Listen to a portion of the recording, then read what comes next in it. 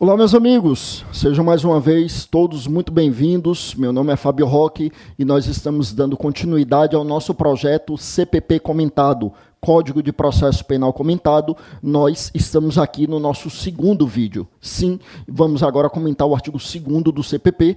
Nesse momento aqui da nossa gravação, nós já temos mais de 40 vídeos comentando o Código Penal, né? Então, temos vários vídeos, comentando vários artigos do Código Penal, é o projeto Código Penal Comentado, e vários outros vídeos com outros projetos também, como, por exemplo, da Lei Anticrime. Mas nesse projeto aqui, a ideia é o comentário ao Código de Processo Penal, CPP Comentado. E hoje, como eu disse, nós vamos comentar o artigo 2º, que traz regra sobre a questão do direito intertemporal, ou seja, a aplicação da lei processual penal no tempo. Veja comigo aqui na tela. O artigo 2º diz assim: a lei processual penal aplicar-se-á desde logo, sem prejuízo da validade dos atos realizados, sob a vigência da lei anterior. Só para a gente entender. Olha, aqui nós temos uma regra bem diferente lá do direito penal. Lá no direito penal, como eu disse, a gente tem aqui o projeto Código Penal Comentado, então quem quiser rever isso, eu aconselho que vejam os 2 vídeos sobre o artigo 2º do Código Penal. Lá a gente gravou o artigo 2º em 2 vídeos, um para falar do artigo 2º caput e outro para falar do artigo 2º parágrafo único.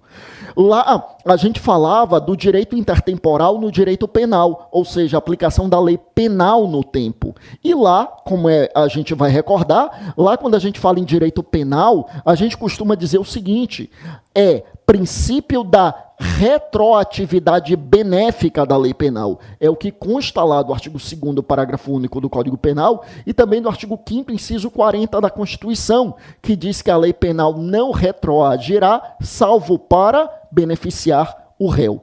Pois bem, ou seja, lá quando é uma regra de direito penal, eu vou ver se a lei é benéfica ou maléfica. Se ela for benéfica, ela retroage, ou seja, ela pode ser aplicada a casos pretéritos.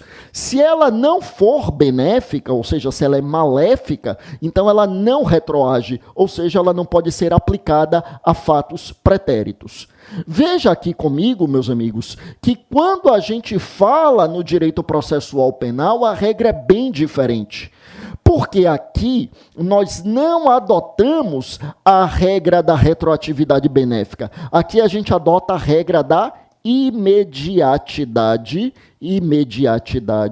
que é a regra de acordo com a qual tempus regit actum.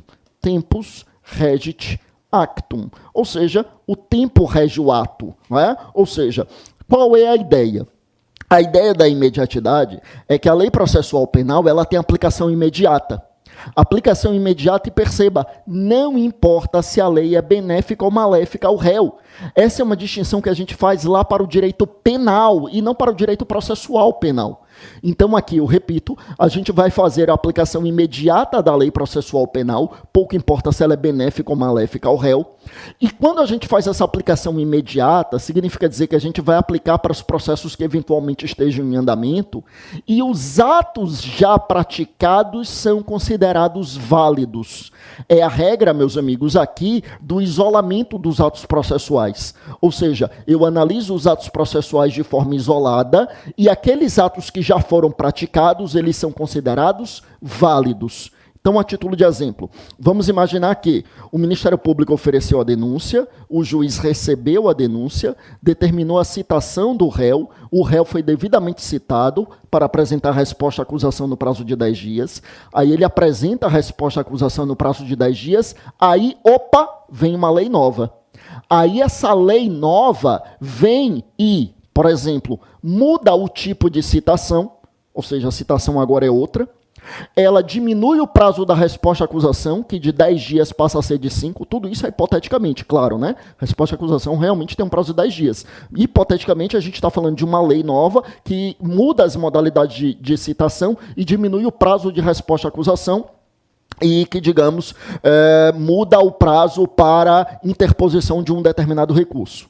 Veja, nessa lei processual, eu citava como exemplo que o sujeito já foi citado e já apresentou a resposta à acusação. Aí vem uma lei e diz que aquela citação feita não é mais válida e diz que o prazo de resposta à acusação é em 5 dias, quando aquela resposta à acusação foi apresentada no 10º dia.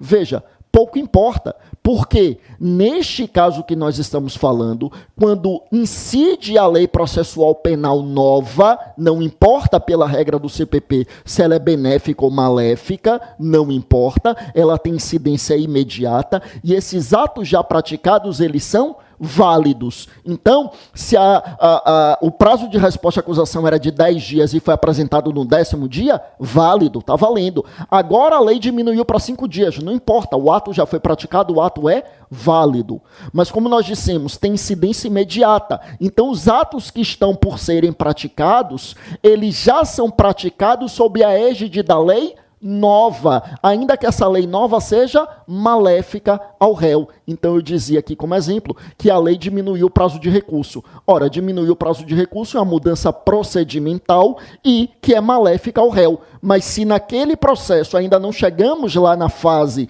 em que a gente tem o ato de interposição do recurso, a lei nova já é válida e já pode ser aplicada. Então, é isso. Quando a gente fala de lei processual penal, eu repito, não importa se ela é benéfica ou maléfica, ela vai ter incidência imediata e os atos processuais já praticados são válidos. Os atos que já passaram, ou seja, já foram praticados, são válidos e os atos que estão por serem praticados já são praticados com a incidência da lei nova, pouco importa se ela é benéfica ou maléfica.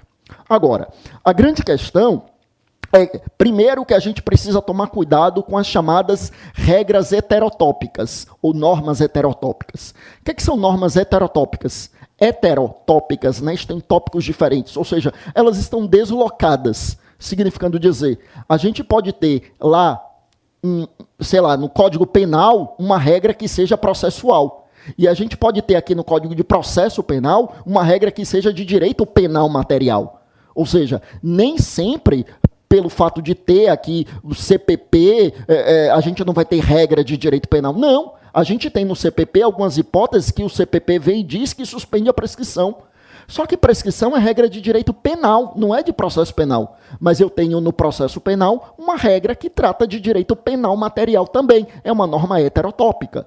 E se é uma norma que trata de direito penal, eu aplico a regra lá do direito penal e não do direito processual penal. Então, mais importante do que a gente saber onde está prevista a regra é a gente saber se diz respeito a direito penal ou a direito processual penal.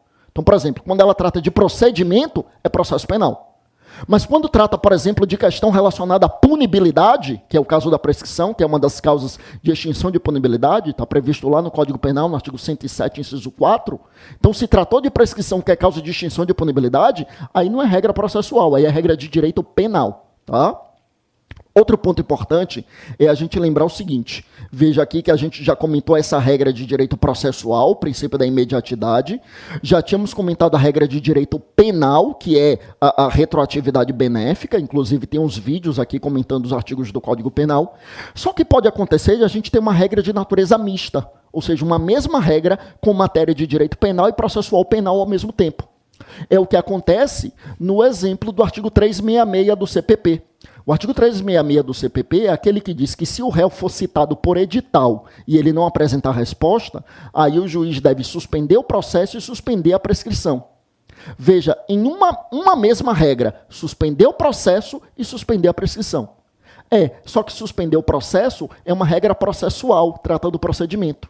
Suspender a prescrição, como eu comentei há pouco, é regra de direito penal. Veja que aqui eu estou diante de uma regra de natureza mista, porque é uma mesma norma, o mesmo enunciado normativo, que traz uma regra de direito penal e de direito processual penal ao mesmo tempo. E aí, nesse caso, eu aplico qual regra de direito intertemporal? A retroatividade benéfica lá do direito penal, ou eu aplico o princípio da imediatidade do processo penal? Ou eu poderia aplicar duas regras diferentes, cindir a norma e aplicar uma regra de direito penal e outra de direito processual penal? O Supremo analisou essa questão há muitos anos, tratando exatamente desse artigo 366 do CPP, que teve essa redação dada por uma lei que é de 1996. E o Supremo disse que eu não posso cindir a regra, ou seja, se eu tenho uma regra de direito penal e processual penal ao mesmo tempo, eu não posso cindir, eu tenho que dar o tratamento uniforme, o tratamento único, e quando eu tenho essa regra de direito misto, né, penal e processual, eu preciso aplicar, meus amigos, vejam só, eu preciso aplicar a regra de direito penal, ou seja, a retroatividade benéfica. Ou seja, se é uma mesma lei que trata de matéria penal e processual penal ao mesmo tempo, eu vou aplicar a regra do direito penal, ou seja, eu vou analisar se é benéfico ou maléfica. Se for benéfico, retroage, aplicando-se aos casos anteriores. Se é maléfico, não retroage, portanto, não pode se aplicar aos casos anteriores. Tá bom? Então, em resumo, se é regra de direito penal, retroatividade benéfica, artigo 5º, inciso 40 da Constituição, ou seja, a lei penal não retroage, salvo para beneficiar o réu. Se a regra é puramente processual, se a lei nova é puramente processual, então a gente sabe princípio da imediatidade, ou seja, não importa se é benéfico ou maléfico, o que importa é que a lei tem incidência imediata e os atos já praticados são considerados válidos. E se a regra, por fim, for de natureza mista, ou seja, envolver matéria penal e processual penal, aí eu vou aplicar a mesma regra do direito penal, ou seja, retroatividade benéfica. Eu preciso analisar se é benéfico ao réu e, se for benéfico, vai retroagir alcançando os fatos anteriores. Tá bom? Com isso eu encerro e a gente volta no nosso próximo vídeo trazendo o artigo 3º do nosso CPP. Mais uma vez foi um prazer, fiquem com Deus e até a próxima.